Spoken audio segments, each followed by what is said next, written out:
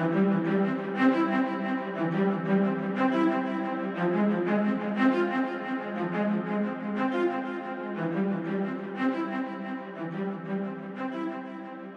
Hong Kong, most of the international people were actually working on contracts for the government.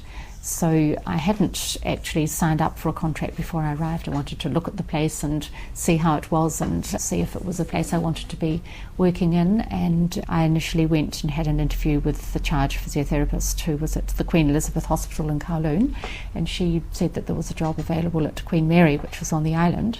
So I got myself to Queen Mary. In those days, obviously, the traffic was tremendous compared to Dunedin, and life went on all night, and you could go out to dinner after 8 o'clock, whereas you could never do that here.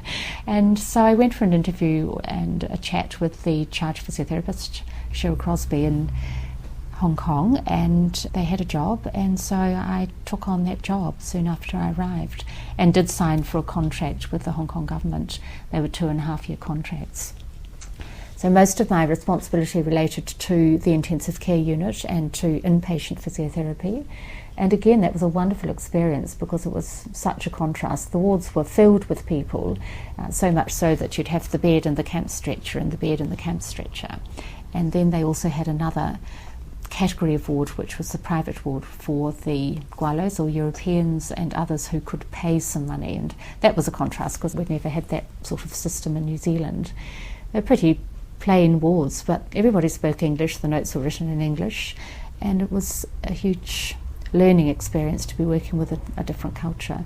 We were required as part of the contract to learn Cantonese, so I actually had to be taken out of my job for 3 months to have 3 months of Cantonese lessons so that we could become competent practitioners to go back and work, and that was, I agree, it was a very important thing to do so that you could be safe with your patients. Again, there were contrasts in terms of treatment. I used to work with some patients and outpatients. We had a hand clinic that we ran, and there were a huge number of hand injuries because many of the mainland Chinese were desperate to come over, and they would get in boats and try and get to Hong Kong, and many of them didn't speak Cantonese. They were illiterate. They couldn't read the instructions on the machines, and they didn't know to keep the safety flaps down, and they would often put their hands into the machines and end up with horrendous hand injuries. So we ran the hand clinic and would take the stitches out and do the mobilisation of the joints as well as a whole variety of other things. Before I left Dunedin, I joined the NZSP as a student actually in my 3rd year, or perhaps it was just as a new grad, but it was quite early on in my career that I became a member of the NZSP, and I had gone on to the committee when I was back in Dunedin. And then for some reason I managed to get involved in the Hong Kong Association and ended up on their committee. And there were a lot of people at that time. China was just opening up. We weren't able to go to China because we worked for Hong Kong government, so we had to get special permission if we needed to go to China. But there were groups of physiotherapists, say from France, who would come on a tour and they were going to China, but they'd always have to come through Hong Kong. They would often contact the association and say they were coming and could we meet them, and many of the local Chinese were quite shy about it, but I was always keen that we should have a meeting. And I remember a group who came from France, and my French was schoolgirl French, but I was the only one who could speak any French, so fortunately one or two of the party could speak English, but I was there sort of liaising and interpreting, and we had a great time, and they really enjoyed speaking with the local people, and then we sent them off to China. And so you often had those sorts of associations when you lived in a country like Hong Kong that you perhaps wouldn't get in other places.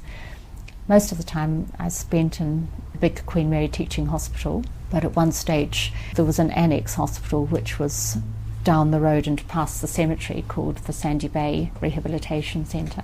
So I was seconded down there for a period of time and to be in charge of the centre. The Chinese were often quite scared of getting there because you had to go past the cemetery, and the spirits, they weren't happy with that, particularly if someone had just died. But again, a great place to work because they were the rehab patients who had come from Queen Mary Hospital. And we used to set up classes like Tai Chi classes, which is very much a new thing in New Zealand at the moment, but in terms of my experience it was sort of old hat.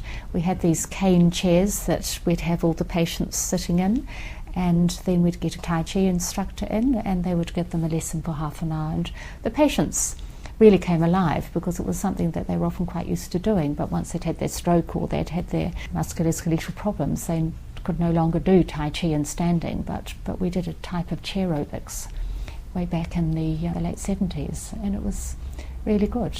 Then I moved back to Queen Mary Hospital after that. I was doing some education with the students because at that stage their School of Physiotherapy had just moved out from the hospital environment to the Polytechnic. So the students would come on secondment to the department and I had some opportunity to give them some supervision.